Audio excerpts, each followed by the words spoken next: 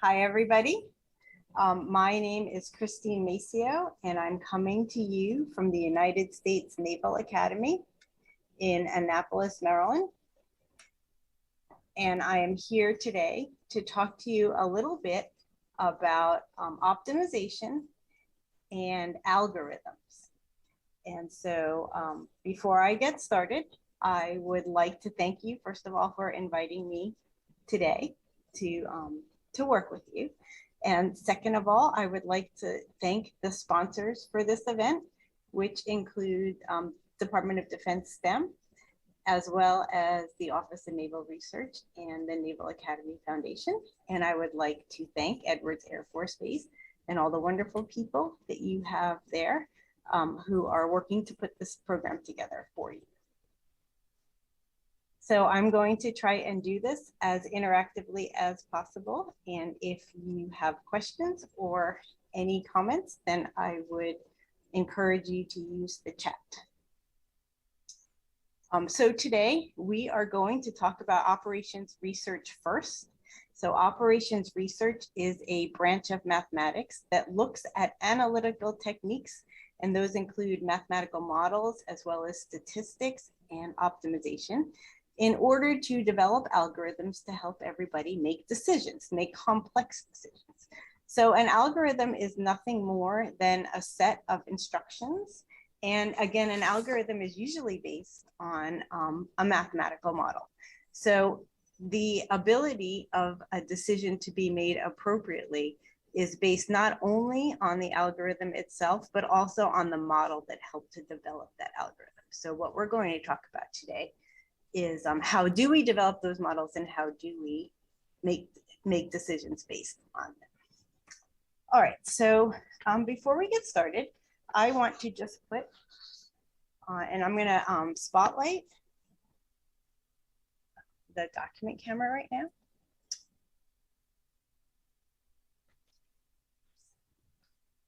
And what I want to talk about is a little bit about Hurricane Katrina. And Hurricane Katrina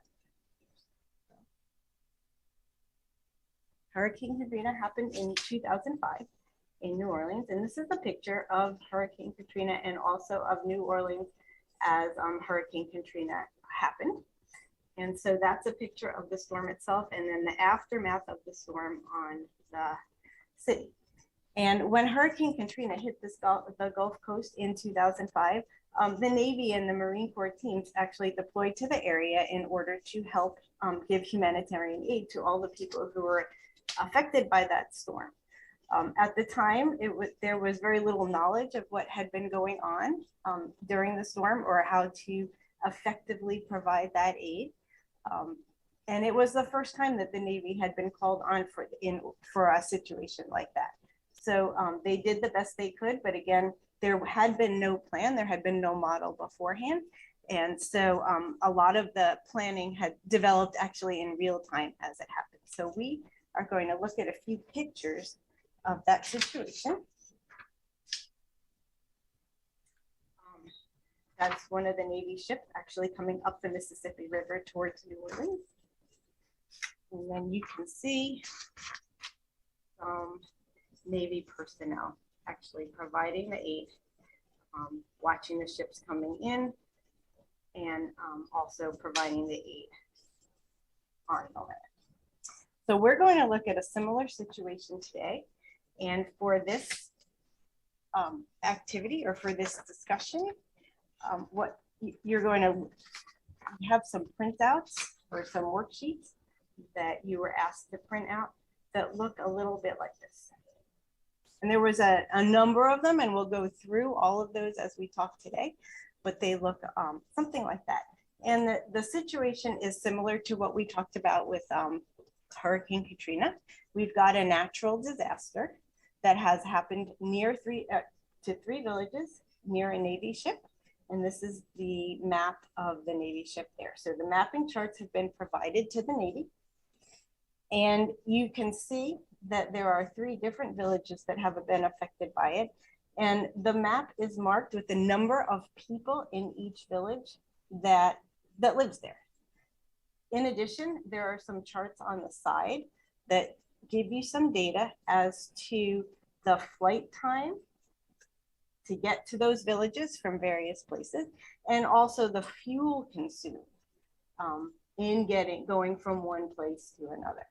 And so the question really is, what order would you go to assist those villages? So what would be the best path for you to take so that you can provide aid to this? And you would want to minimize the resources, obviously, that are used in this situation. And then you would also want to maximize the number of people that you assisted in this situation too. So again, we're here at this Navy ship, and there are 3 villages, village A, B, and C, that you are able to provide help from this Navy ship. So this is a simplistic situation in that we actually only have those three stops. So we can actually take a look, because we have 3 stops. There are 3 factorial, or 3 times 2 times 1 equals 6 ways to reach each of those stops. So because it's such a small number, we can actually set up a chart that can help us take a look at all 6 of those. So if you look on the side over here, I have the path. And then I have the 3 or all 6 possible combinations of that path. So for instance, I would start my humanitarian effort at the ship. The way you read this is you would go from the ship to village A. From village A, you would go to village B. From village B, you would go to village C. And then, of course, because you have to get back home, you always have to go back to the ship. So that's how the chart over here is read. And if you take a look at the charts over on the right, this is the data that was on the chart before, and it gives the fuel consumed and the flight used for the distances between these two places. So what we're going to do is go over to the first row, and we are going to tally how much fuel is consumed and what the flight time is that we use. And then we're also going to look at the chart at the top and figure out how many people we have helped. So the way we read this chart over here is we are going to start at the ship and go to village A. So if you look at the map, we're going to start at the ship, and we're going to go to village A. So let's take a look at how we would look at the fuel consumed, which is the top part of the data sheet right here. Now, if you look over on the corner, it says the from reads down and the to reads across. So for this very first leg, ship to A, I'm going to go down to ship and over to A. And when I do that, I have used 20 pounds of fuel. So let me write that down. 20. And now I'm sitting here at village A. The next leg of my trip is going to go from village A to village B. So for that, I'm going to go back to my chart over here, and I'm going to go from village A to village B. And if I look at that value right here, I'm going to see that I used an additional 10 pounds of fuel. So right now I'm going to write plus 10 because I've used 20 pounds of fuel to get from the ship to village A, and I've used another 10 pounds of fuel to go from village A to village B. Then I'm going to go to that next leg of the trip. The next step after village B is village C.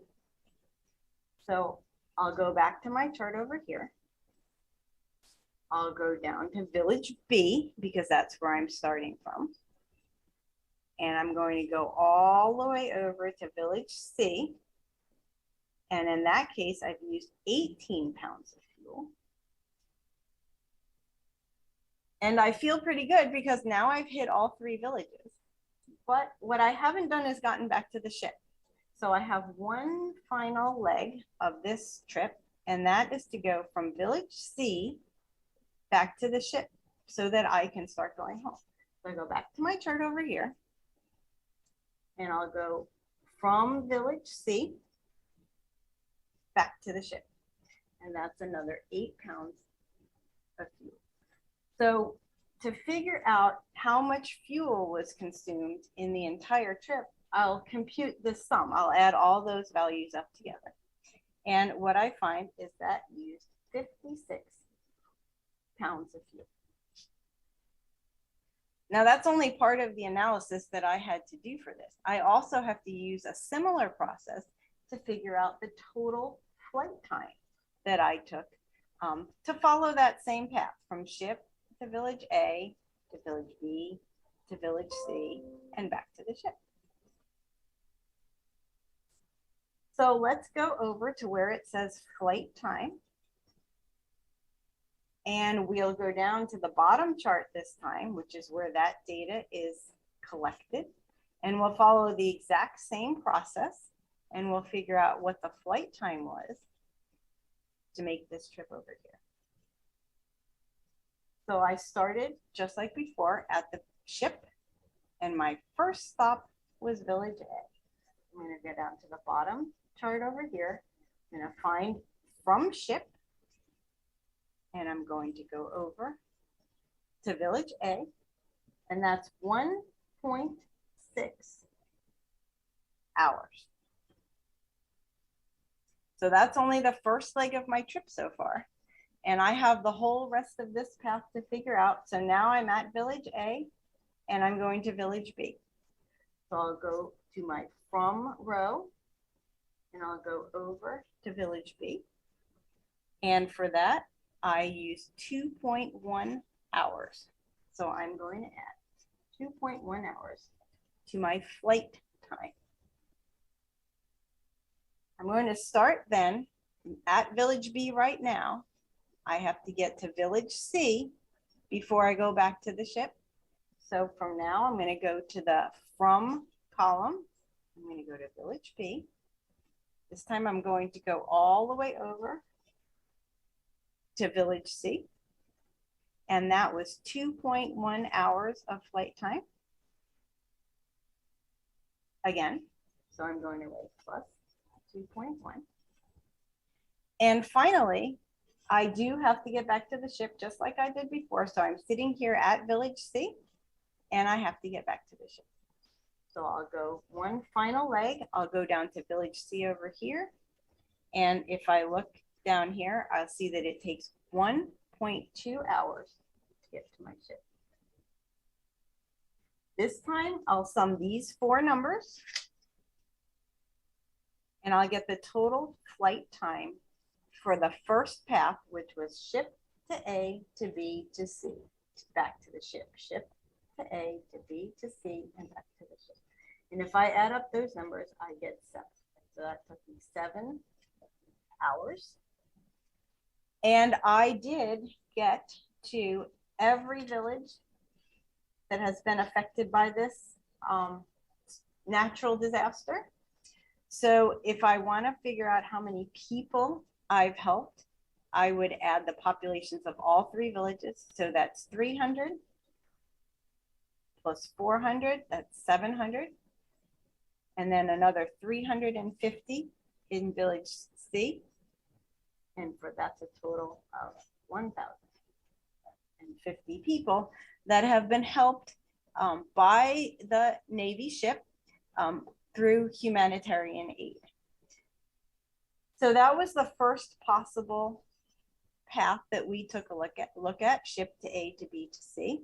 So there are 5 other possible paths for me to take for this ship. And in order for me to analyze it and provide a complete analysis, I would have to go through the same process for fuel consumed as well as flight time for each of these scenarios. So we'll go through one more just to review how to analyze this type of chart and how to fill it in. And then we're going to take a look at the results and see what kind of conclusions we can make. All right, so let's just pick this next row on the path list over here. And so for this row, we're going to go from the ship to village A, to village C, to village B, and back to the ship. And again, we're going to use these same data charts over here, but the path is slightly different this time. So we're going to take a look at what happens when I change really just the order of the last two villages that I visit. So when I go from the ship to village A, we'll go a little faster this time too, now that you're more familiar with how to read these charts. When I go from the ship to village A, to get the fuel consumed, I'll go over to this first column from the ship to village A, and I'll write down that that's again 20 pounds of fuel. This time, when I'm in village A, I'm going to go directly to village C. So I'll go from village A to village C, and that'll add another 14 pounds of fuel consumed.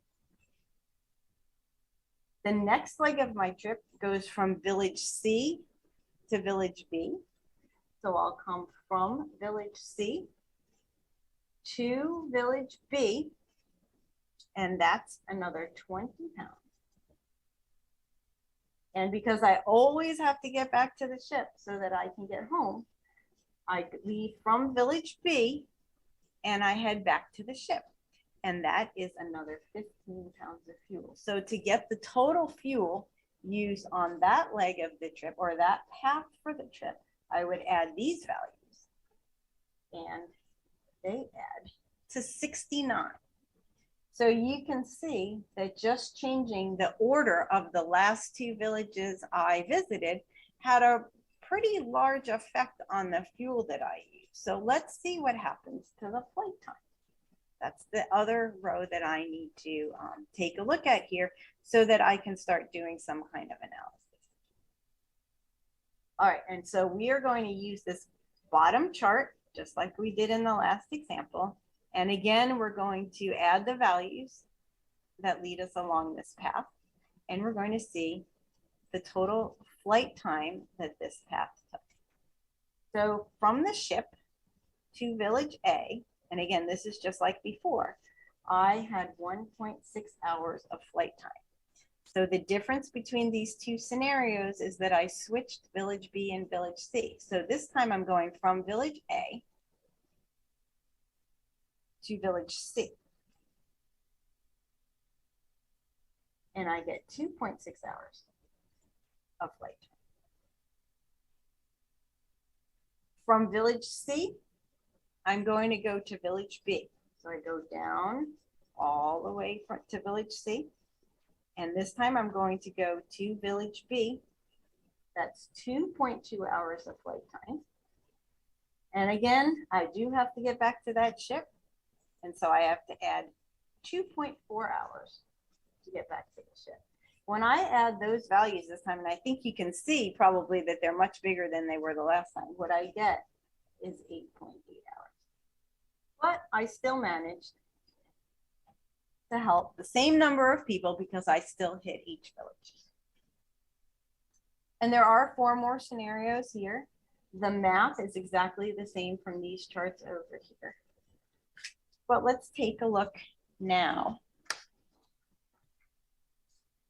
at the results of that analysis and see what we get. Let's take a look at what our results were and see if there's a clear choice here once we've analyzed all those paths.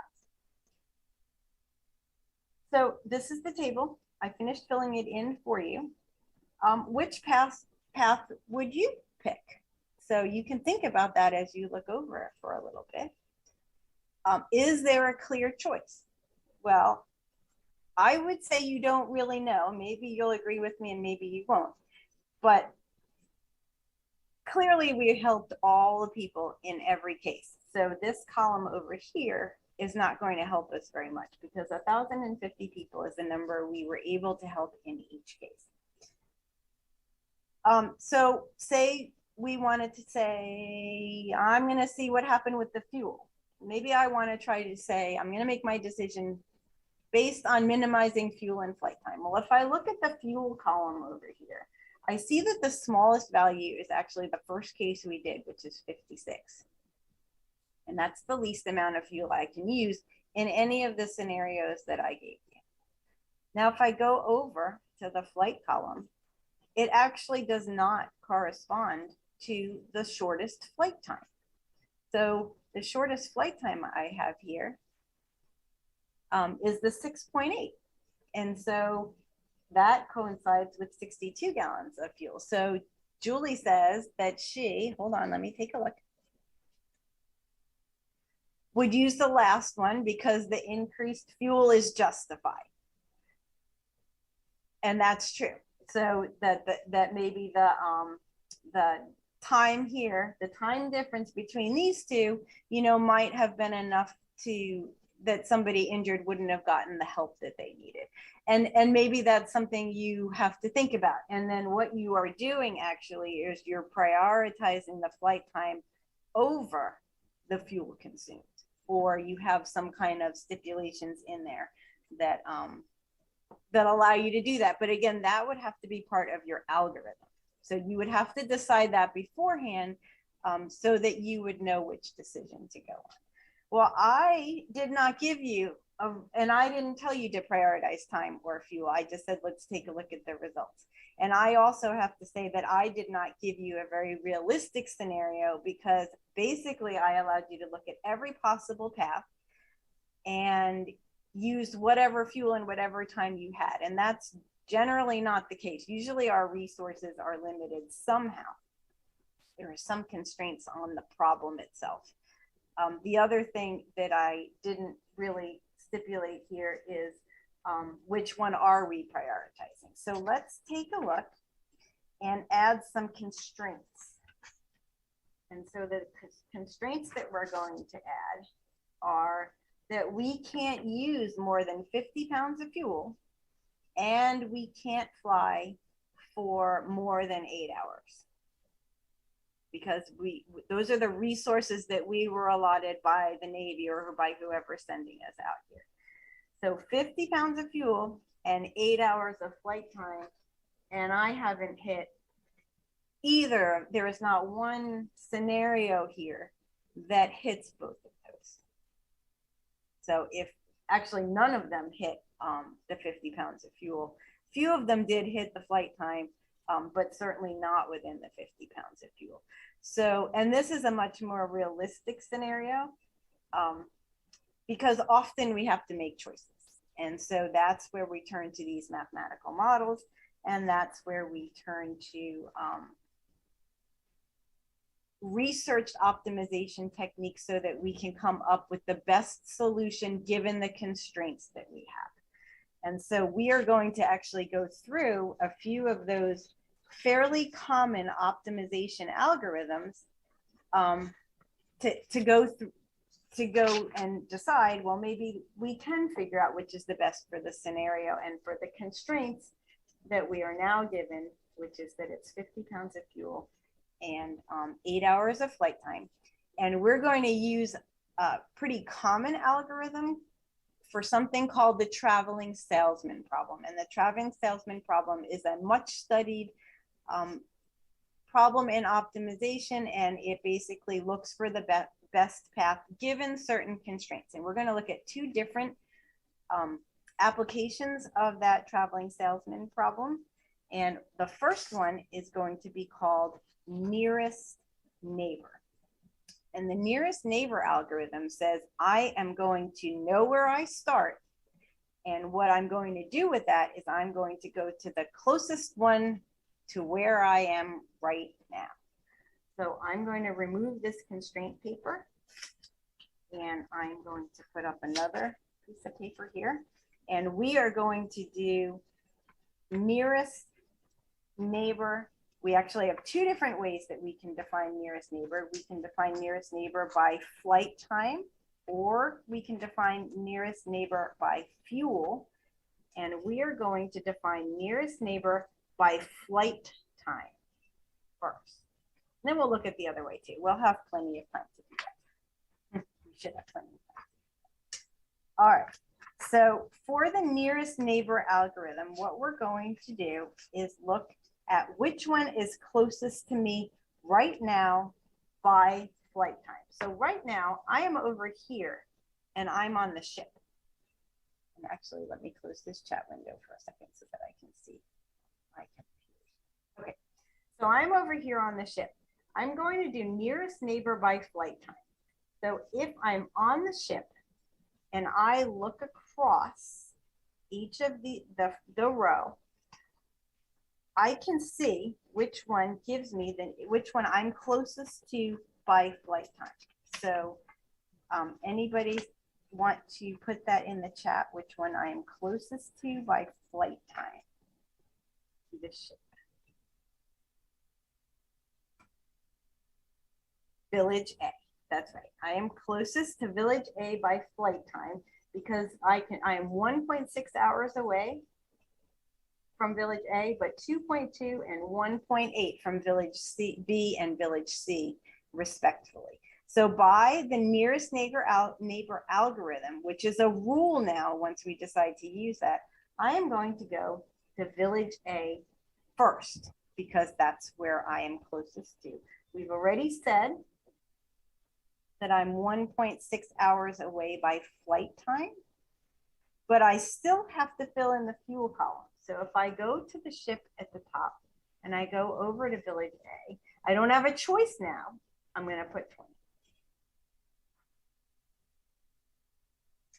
And when I get to Village A, I save 300.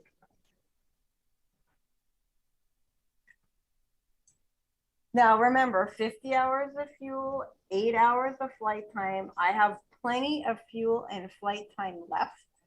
So I'm going to see what happens when from Village A by flight time, I'm going to go to the next village that's closest by flight time. And if I look across that row, I actually see that the ship is closer than any village, but why would I want to go back to the ship? I'm on a humanitarian mission, right? So I'm going to bypass the 1.4 right now. And I'm going to say, well, the closest one by flight time where I am right now is Village B because it's 2.1 hours away. And that's a decision that my algorithm just made for me once I decided to go by flight time. I'm going to go to Village B. So from Village A, if I go to Village B, I then use 10 pounds of fuel and I save 400 people.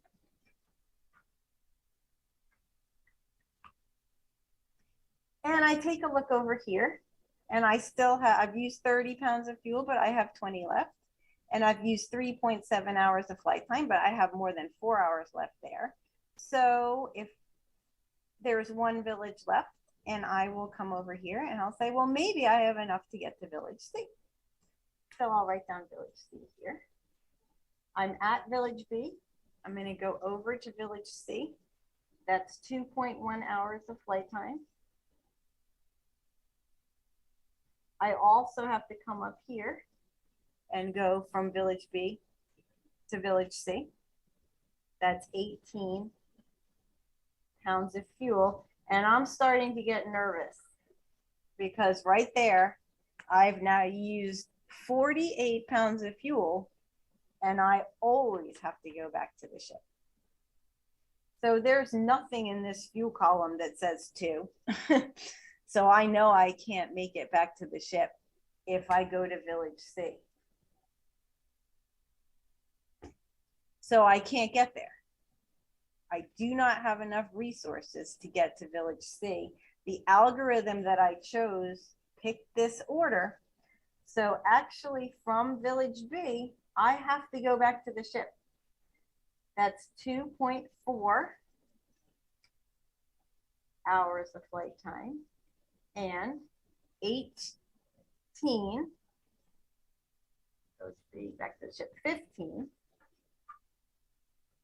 pounds of fuel. That gives me a total here of 45 pounds of fuel. I hit that, I'm under 50. It gave me 6.1 hours of flight time. That's under 8. But the algorithm that I decided to use let me save 700 people.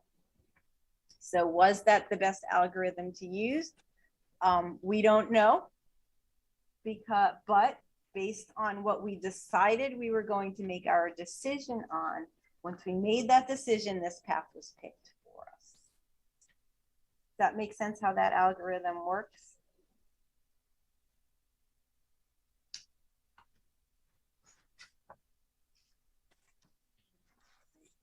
Okay.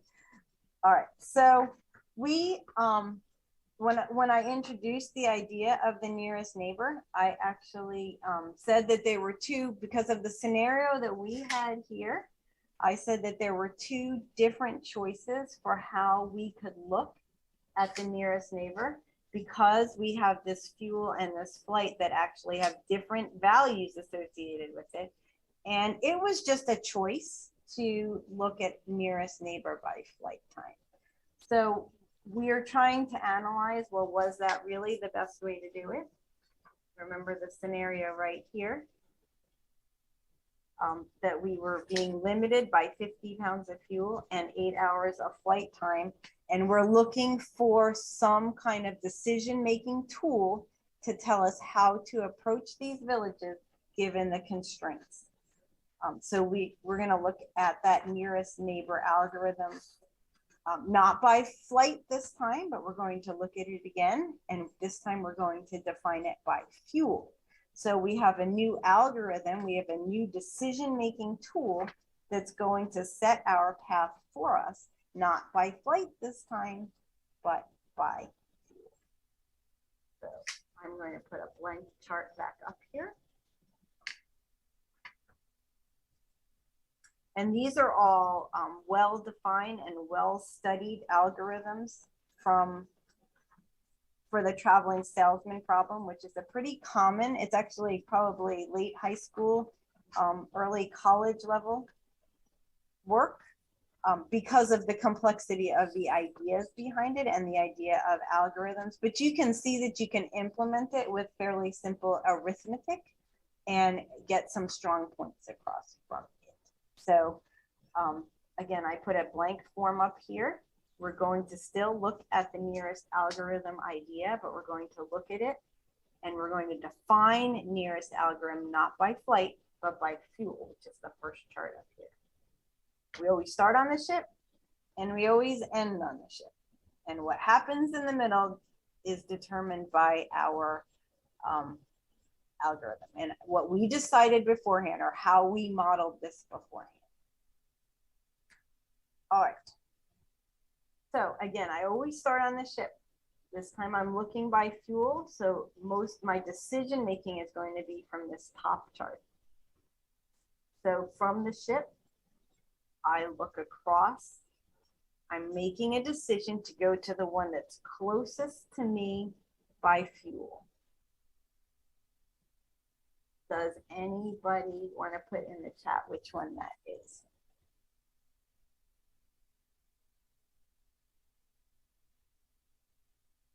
Yes.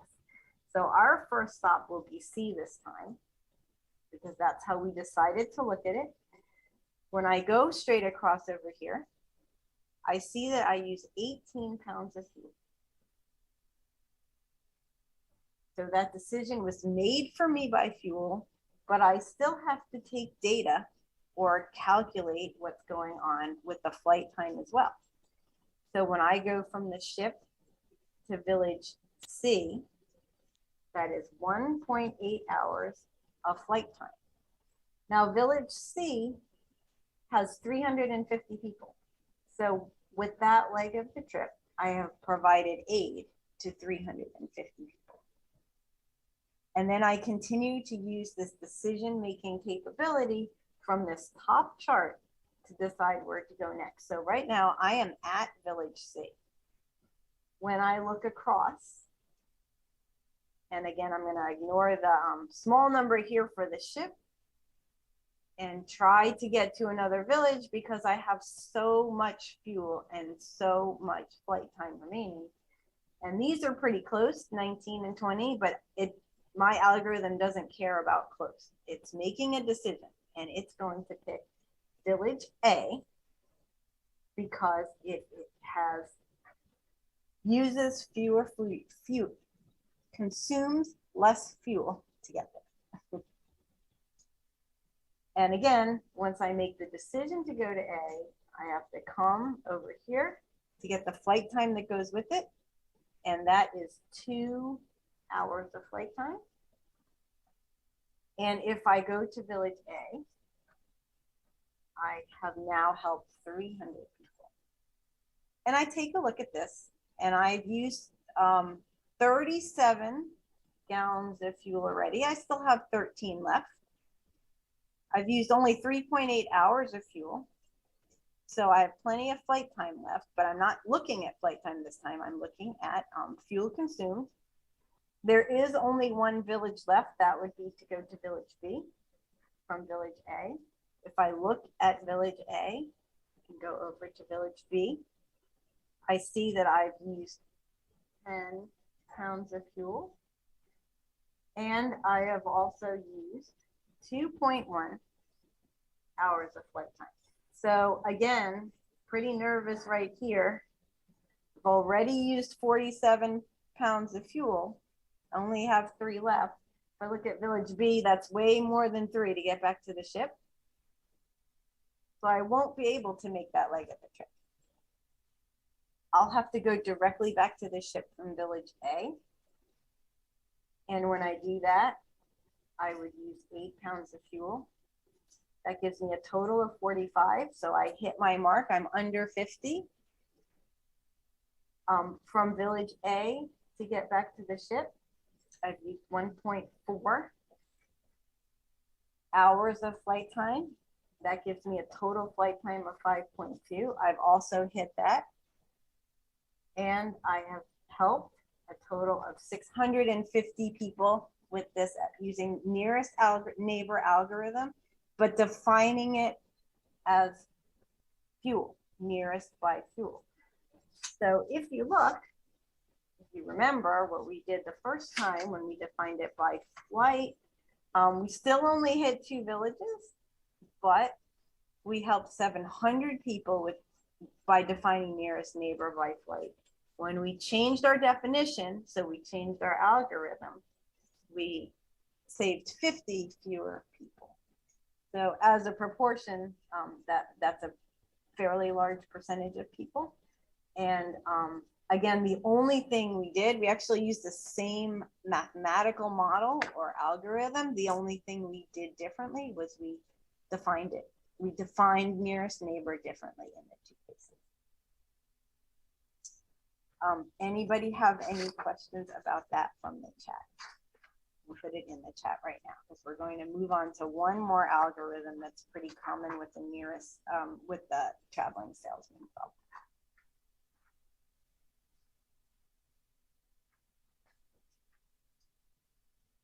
If there's no questions, then I will move on directly to that other algorithm.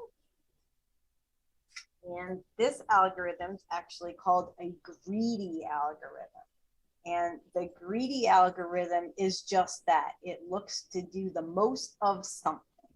So if I was looking to provide humanitarian aid and I wanted to be greedy about it, the way I would want to define that is I want to help the most people first. So I want to do it in order of population because I feel like if something's going to cut off, if my resources are going to cut off, at least I know I have done the best I can do with what I have.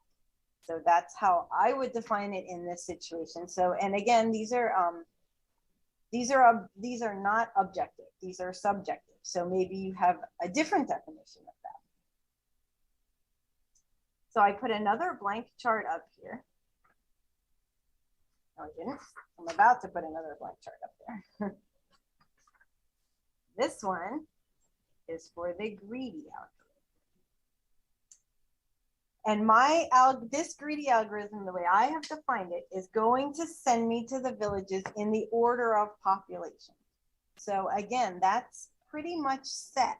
That's going to define the order that I will approach these villages. I'm not going to look at the chart for a flight time. I'm not going to look at the chart for fuel consumed. What I'm going to look at is up here, and I'm going to look at the villages, the populations of the different villages. So if I look at this chart up here, and I'm making a decision by population only, what decision would I make based on that? Where would I go first? And if you could put that in the chat, and we can get started with this algorithm. Somebody could put that in the chat. Yes, we would go to village B first, because that's the one that has 400 people. Village A has 350, I'm sorry, village C has 350 people, and village A has 300 people. So I would go to village B first. And if I was on the ship and I went to village B, I would use 25 pounds of fuel. And if I came down to this bottom chart, because remember, even though we're not using this information to make decisions, we still have to tabulate it. If I went from the ship to village B, I would use 2.2 hours of flight. But I would save 400 people first. Now, something about that might be alarming to you. If you look at the numbers that I just wrote down, does anybody want to put in the chat something that might be concerning about going to village B first?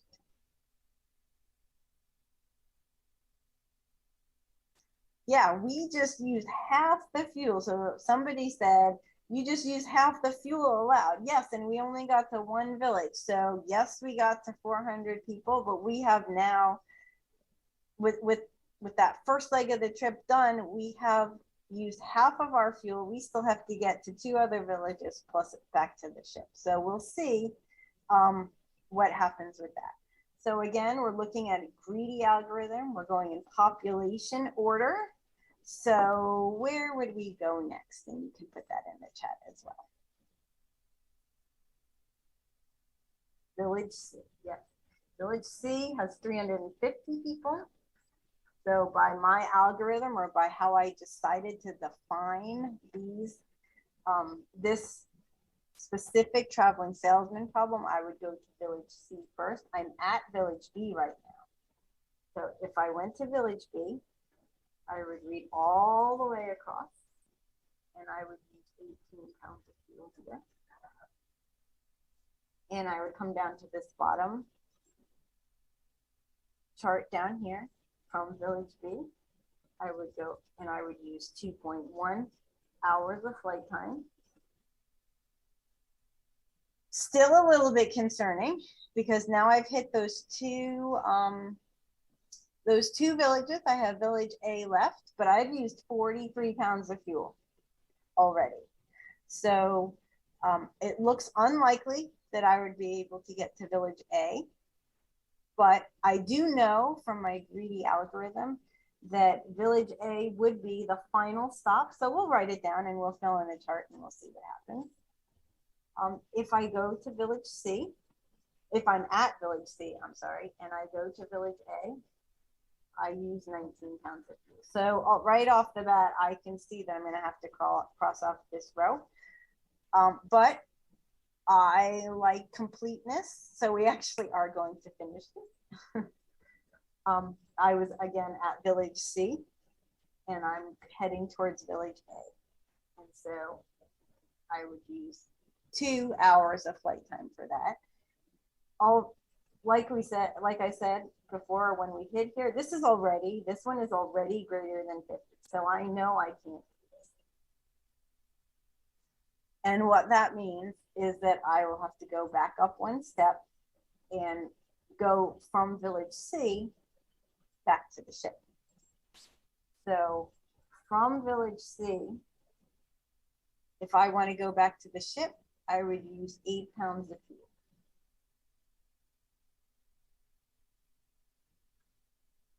And I would also use 1.2 hours of flight time.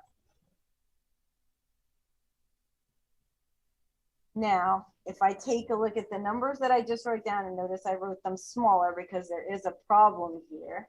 Does anybody notice what happened when I tried to get back to the ship from village C?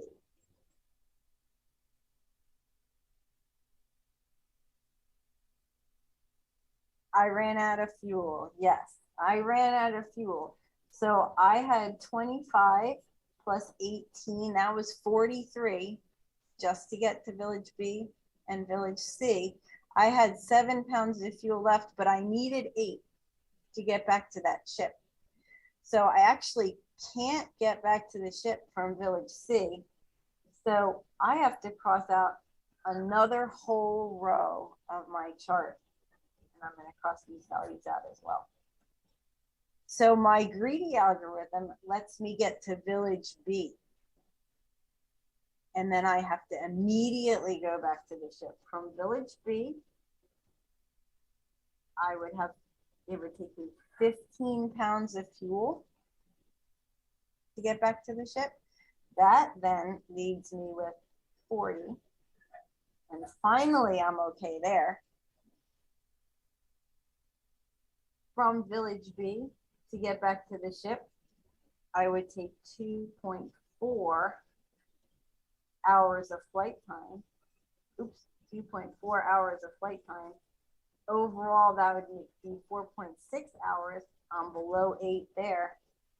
But I only got to village B. I only was able to save the 400 people from village B. So 400 people, remember I set out to help the most people with this algorithm, this greedy algorithm. Take a look at the 3 scenarios that we've been through today. So we looked at the greedy algorithm and we were able to save or provide aid to 400 people. I looked at the nearest neighbor algorithm as defined by fuel, and I was able to save 650 people with that algorithm. I looked at the nearest neighbor another way, and that was with by flight time, and I was able to save 700 people with that algorithm. And so of the 3, my greedy one, my most altruistic one, actually turned out to be the worst for the mission that I was trying to accomplish. So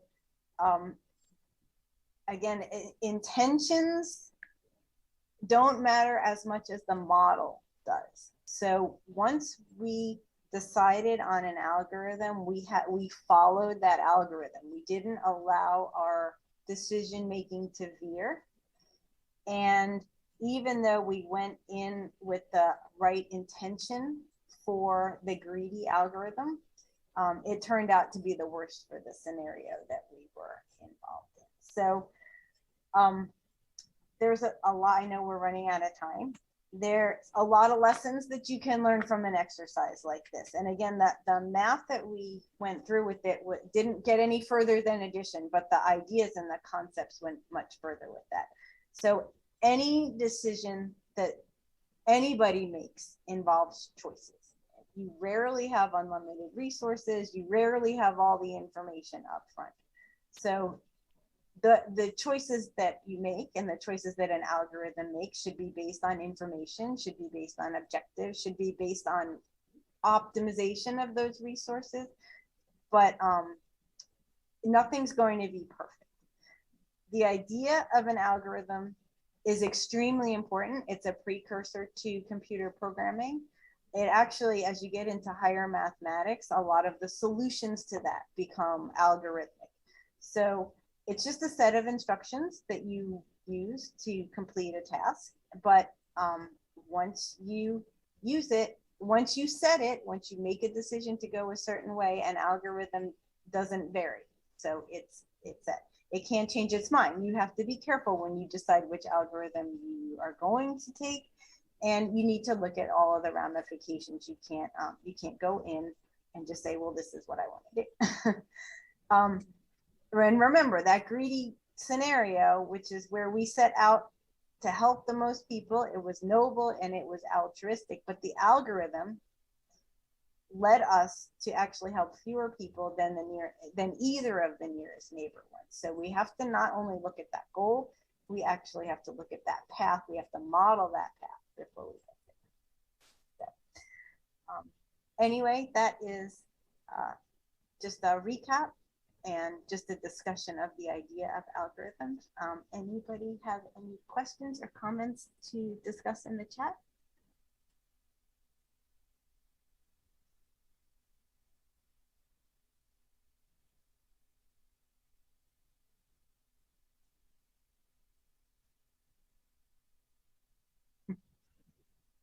Nobody?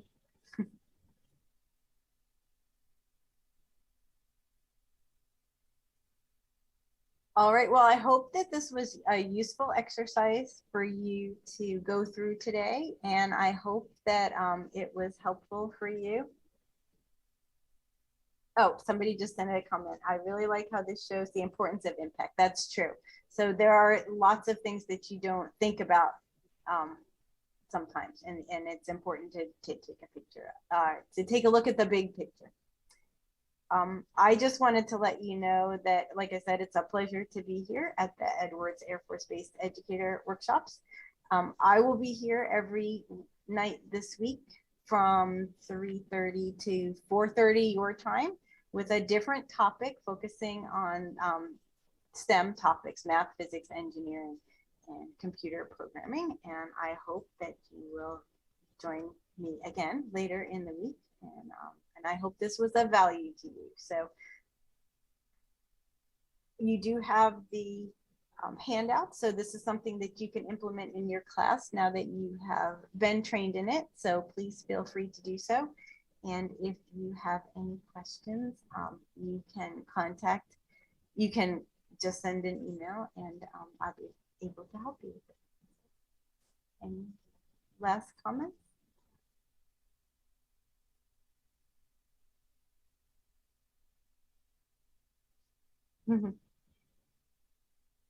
Thank you. Have a nice afternoon, everybody.